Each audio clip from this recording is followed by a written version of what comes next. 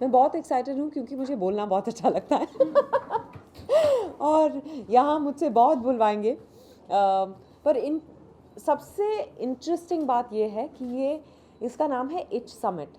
मतलब हम सब में खुजली होती है ना कुछ करने की लाइफ में, उसी इच को, उसी खुजली के बारे में कि किस तरह से अलग अलग लोगों ने उस इच को नर्चर किया और आगे बढ़े और लाइफ में कुछ किया, उसके बारे में है। तो मेरे ख्याल से मैंने कुछ सही किया, इसीलिए मुझे इनवाइट किया है बात करने के लिए। पर I think that the idea is great.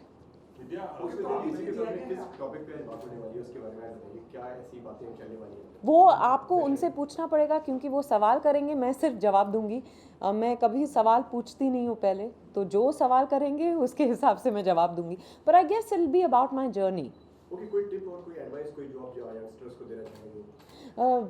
यही कि हमेशा जो आपका दिल करे वही करिए, क्योंकि काफ़ी बार हम लाइफ में वो करते हैं जो हमें करना चाहिए। मतलब जो लोग हमसे कहते हैं, जो परिवार के लोग कहते हैं, मम्मी पापा कहते हैं या हमारे पार्टनर्स कहते हैं, पर आप तब तक सफल नहीं हो सकते जब तक वो आपके दिल से ना निकले। और वो चाहे कितना भी हटके क्यों ना हो, अगर वो दिल से निकली आवाज़ होगी ना, तो आप ऊंचाई तक पहुंचेंगे, उसमें कोई दो राय नहीं है। अब जब मैं उससे गुजर रही थी तो नहीं लगा कि ये स्ट्रगल है या कुछ, क्योंकि मैंने ये कभी नहीं ठाना था कि मेरे लिए रास्ता बहुत आसान होगा, क्योंकि मैं नॉन फिल्म परिवार से आती हूँ।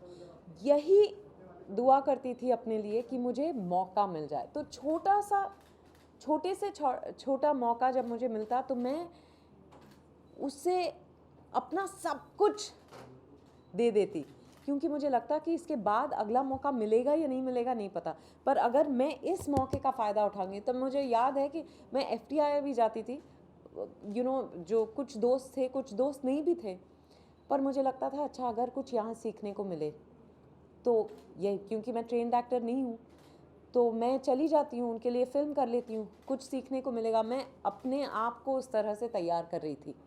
तो I think I never looked at any opportunity as a small opportunity. मुझे लगता था यही मेरा मैग्नम ओपस है, और इसी एटीट्यूड से आई think I kept moving forward.